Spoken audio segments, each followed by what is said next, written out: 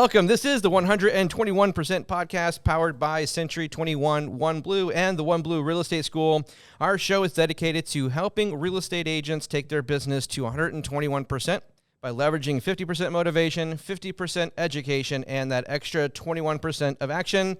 I'm Kevin Johnson, CEO and managing broker here at Century 21 One Blue and the One Blue Real Estate School. Hey, and I'm Gavin Hatcher. I'm the Chief Success Officer here. All right, so today we're going to talk about the 7 things real estate agents should consider when selecting the right brokerage. Now, before we jump in, if you wouldn't mind, help us out by hitting that subscribe button or the follow button. If you're watching on YouTube, smash that like button down, destroy it for me. And if you're listening on your favorite podcast app, please consider leaving us a review. We would greatly appreciate it. So, Gavin, I thought this was a really interesting topic as I was kind of doing some research about what topics we could bring that would bring value, looking at across the channel. This is one that a lot of people have done videos on YouTube. There's a lot of podcasts on it. And so I really wanted to give our perspective on it and not just be another one. And I'm glad that you're with us today because you, in the very beginning, kind of made a decision to go with a different brokerage. It wasn't a right fit. And what I'll say is, the vast majority of real estate brokerages and brokers out there are great people. Anything we say in this podcast is not meant to undermine them or detract from them in any way. I always tell agents that for that brokerage choice, sometimes people are made to be married. Some people are made to be friends, and some people are made never to talk to each other. It's just different, right? And there are agents like here at our office. The people that we interview, probably about half, we don't take on because we don't think they fit our culture. We don't think it's just our right match for various reasons. So, it's a really important decision to make sure that you pick that right brokerage. Even me, I had joined a brokerage when I first started, and it was an independent. I was there for 5 minutes, and I never forget. Literally. Well, a little bit more than 5 minutes. It was about a couple weeks. And I went out to an event, and I saw one of my old friends. I actually forgot he was in real estate. And I said, hey, he saw that I got my real estate license on Facebook. And he goes, well, what brokerage are you with? And I told him, he goes, who? And I said, he goes, no, I heard you, just who are they? So he had convinced me to go on and work with him, and I did, and I was there for the remainder of my time. But tell a little bit about your story. Let's not mention names just to protect the innocent here, like Dragnet, Dun, dun, dun, dun. But tell me a little bit about your story. Share with the viewers you got your license, why you chose the brokerage that you went with initially, and then why you chose to make that change, and what were the results business-wise when you made that change? Right. Well, yeah. I mean, in the beginning, choosing the right brokerage, obviously super important. I had no idea. I was super green at the beginning. I was bartending at the time when I was doing my state exam. I was chatting with a friend at the restaurant and said, oh, yeah, I'm doing the class at the moment, going to take my real estate exams. And she was like, weird, I'm doing mine as well. It was like, okay, so we got on a level, had a chat, and then we were chatting, and she was like, okay, well, I'm going to a friend of mine's opening a brokerage. Do you want to come and join? So I'm like, yeah, of course, this is great. We're all friends. Let's go do this. It seemed like a no-brainer. So I suppose in the beginning, my big mistake was not shopping around. But anyway, so obviously I joined that brokerage. Everything was going okay. I wasn't really, because I didn't know what I didn't know. So, I'm getting little tidbits of advice and kind of a little bit of help. We didn't have a physical office at the time. So we were kind of meeting up at Starbucks and things like that. Which was fine. Everyone was lovely, but nothing was progressing fast enough for me. I really wanted to get into the business. And at this point, I'm part of a team as well. I'm on a 50-50 split. I'm part of a team. I'm pretty much going out. I'm doing open houses. I'm, flyering. I'm knocking on doors. But I'm doing all this for my broker. So I'm not building my business. I'm making money for someone else. They're getting all the sales online. It's not showing up for me. Yep. So I'm, working my butt off in the beginning. Excuse my French. I thought you're British. Okay, sorry. yeah, all right. So I'm doing all this work, and I'm not really seeing my business grow, not the way I wanted it to, and I'm not learning enough. I'm wanting to, pick up more things. So then, after around 5-6 months, it was time to do my 45.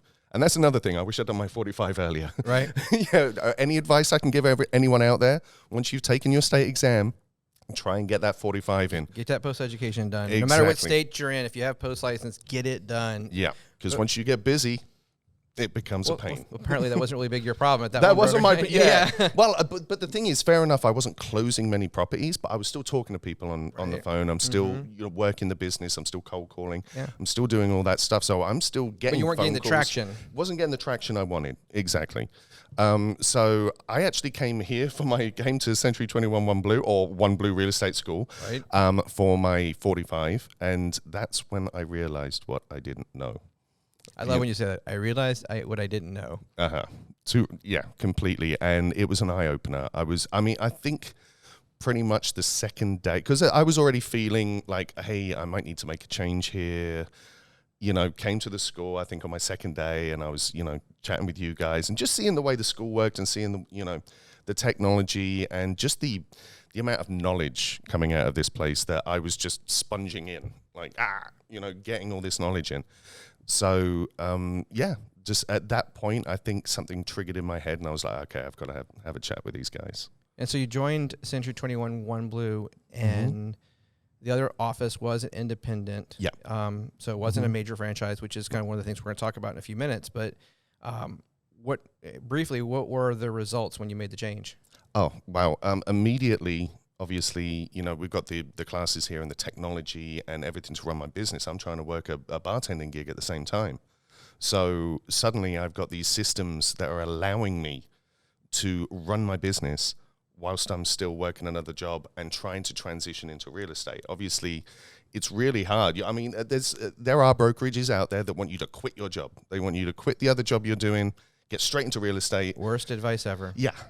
I mean, hey, if you're independently wealthy, if you've got, you probably don't have a job. Exactly. Yeah. You know what I'm saying? But if you got a year's worth of, mortgage or rent in the bank, then okay, yeah, go for it. Just, step out on a limb. But if you're, working another job and you need money to pay the bills, you can't just step out of that job straight into real estate. It's just, yep, you're not going to be able to pay your bills. Yeah, it's tough. You don't want to add there's enough stress in starting a new business. You don't want to add the stress of finances on top of that. Oh, right? big time. And that's one of the big mistakes that I see a lot of new agents, joining a brokerage and then joining the boards and the MLS. That's expensive.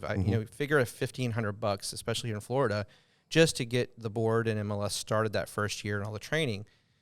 Well, after that, you should have at least 6 months of bill money in the bank plus some money for advertising and marketing your new business. Yeah.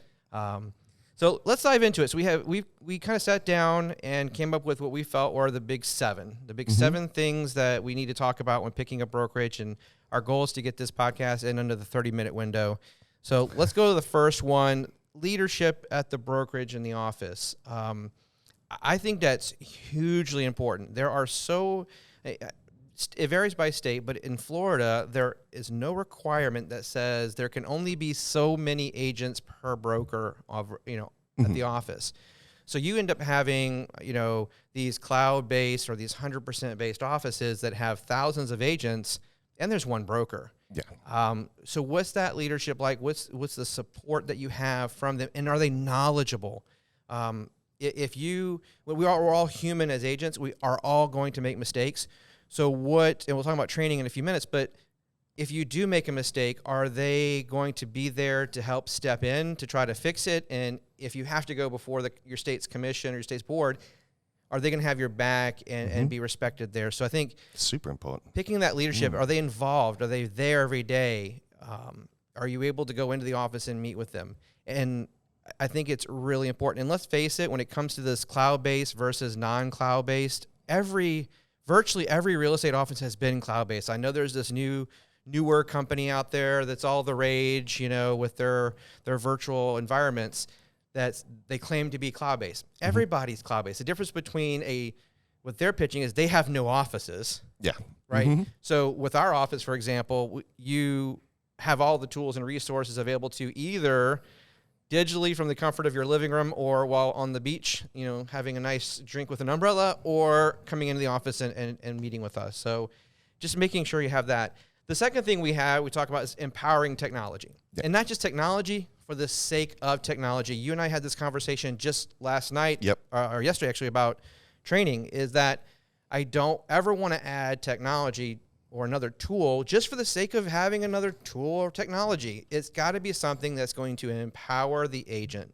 Definitely. What are we going to do to make sure that this is going to help them grow their business and it's easy to use and that it just adds value and they see the value to it? Just listening, hey, we offer 50 different things. It's worthless if no one's using them. Yeah. So a couple of things you want to make sure that you're getting is a good CRM system, customer relationship management, where you can manage your leads. There's, hopefully it's attached to that front end where you have a consumer website where they can get home values, read your blog, shop home. I mean, all that, right? You want to have all that on there. And then also text, email marketing, just everything you need, transaction management, all of it should talk together. Yes. Too many offices have all this duplicate entry stuff, and it's just a pain in the butt. So making sure that brokerage has empowering technology. The third thing, and I think this is really important, this is a complex business. You are helping people with the largest financial transaction of their lives. Scary times. It is, in Florida, the contract is, with the average addendum, we're up to, 18, 19 pages now. Lots of stuff going on. Laws are always changing. Fair housing, state laws, ADA laws, all of that. You can wind up in jail or sued if you do things wrong in this business. So what is the training that they have? What's available? And how is it offered?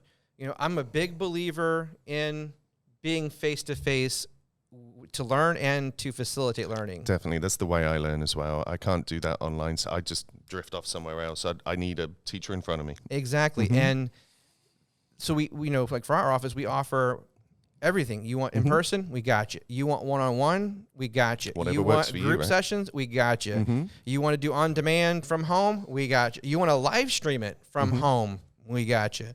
So we make sure that we offer everything in every way we can so that a student can learn their way. The other thing is, does a brokerage from a training perspective have a dedicated success coach? Someone, right? Great segue. So someone that their full-time job is to make sure that you as an agent are successful in this business, not having 50 million other things to do. So from the helping train you to mentor you, coach you, all of that, do they have someone? We do. So talk a little bit about your role as our chief success officer. What is it, you get them in the door, you meet with them, but then once they start, what do you help them with? Once they start, we want to set them on the right path. We want to set up all their systems, get the technology, get them trained up in all our technology, get that going for them and set them on the right path. I'm here for everything with them, from, sitting down, writing contacts with them, taking them out to showings, taking them out to listing presentations, getting them initially, because you've just done 63 hours in your state exam of what not to do. You get there, you're like, okay, well, what do I do now? Right. So that's what I'm here for. I'm here to bridge that gap, to say, okay, this is what you do now. This is how we move forward, and this is how you're gonna build your business. This is how you're gonna progress. As a new agent, you need to be sure that you have someone you can call that's dedicated to you, someone you can meet with every Monday, or we do Monday, I said, because we call it Mentor Monday, but once a week, whatever day that is, to hold you accountable. Because the reality of this business is that you don't have a boss, right? You are your own boss in a way. You're an independent contractor. So if you wake up in the morning and say, you know what, I'm just going to stay in bed and eat, cereal or, popcorn and watch movies all day, you can do the heck you want. It's your business. Yeah. Right? So who's going to hold you accountable? And I say it all the time with our agents. Every day when you wake up, you have a choice of one of two things. You can get out there and make money, or you can make excuses. Only one of them pays the bills. Exactly. So that accountability is so huge in this business, especially as you're getting started It's something new. There's nothing really like selling real estate and building those relationships. So making sure you're starting out developing those good habits from the get-go. Our fourth thing you should think about is support. And the first one I want to mention is competing versus non-competing broker, right? Is make sure no matter what, and this is my opinion, and there are some that disagree with this, not many, you should work for a non-competing broker, someone who's not out there advertising and marketing to get customers, right? You don't want to compete with the guy that's supposed or girl that's supposed to be training you. Exactly. And I mean, you came from a situation where that was the case, right? Yep. And it's a definite environment. You moved to a non-competing brokerage and you flourished. So that's something to keep in mind.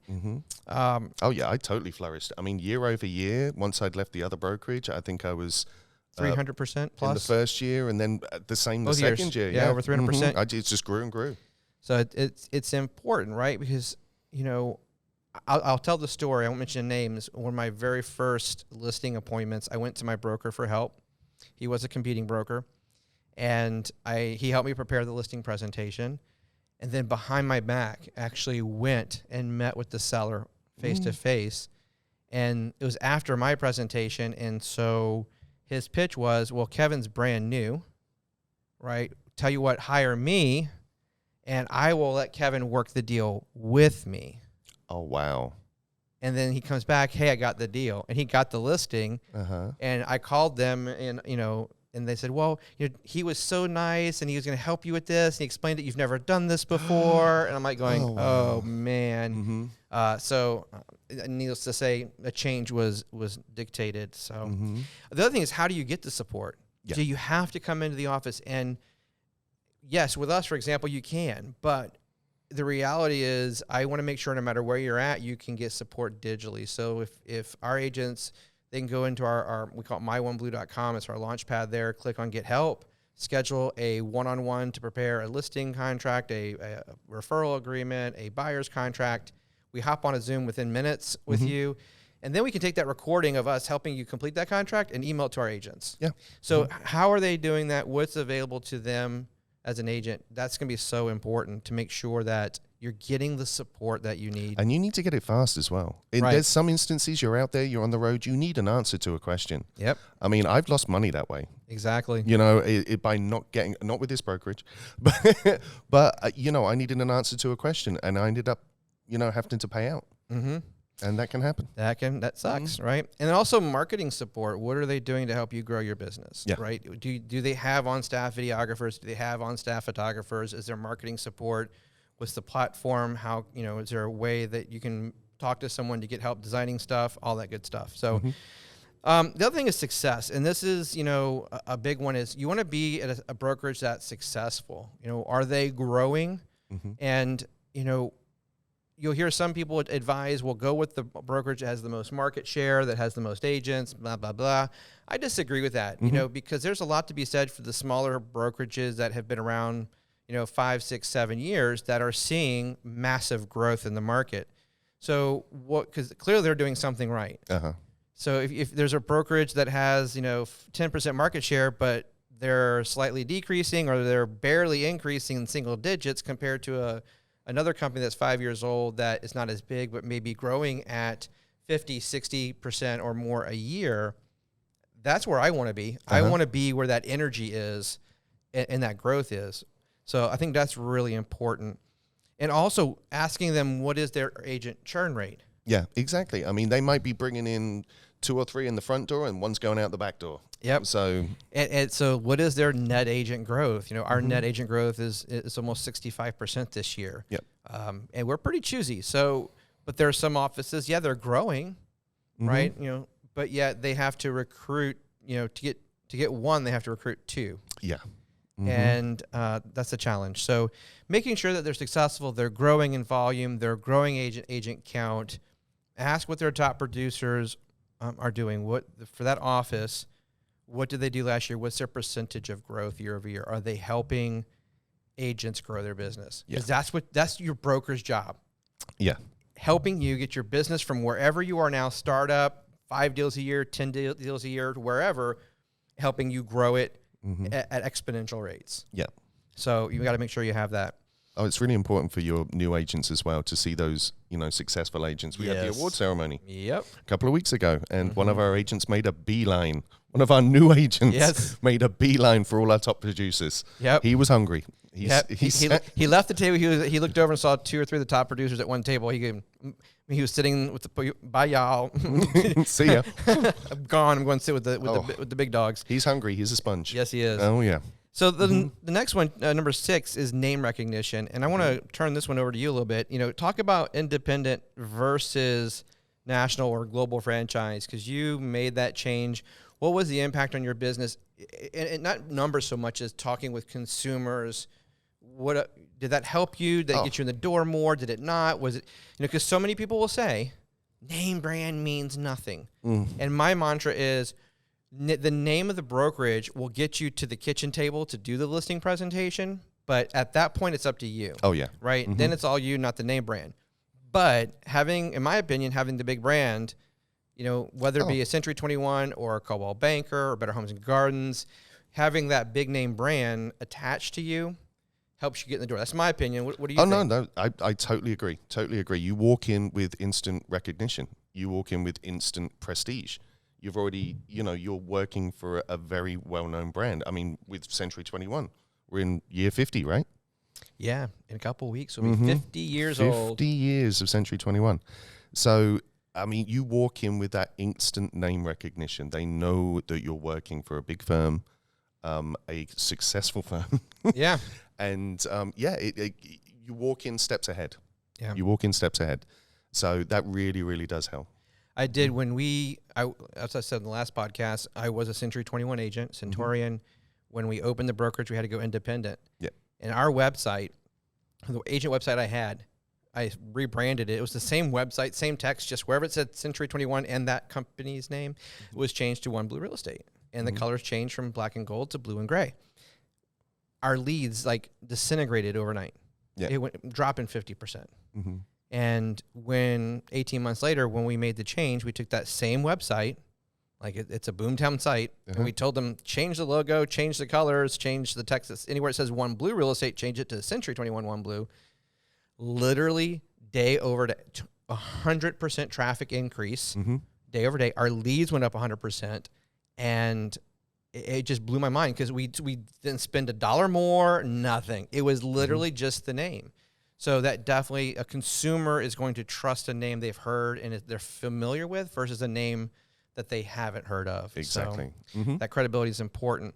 And the last item, number 7, this is a big one. And we're going to round out this one with the hottest topic of all. This kind of ties in with number 6 as well. It does.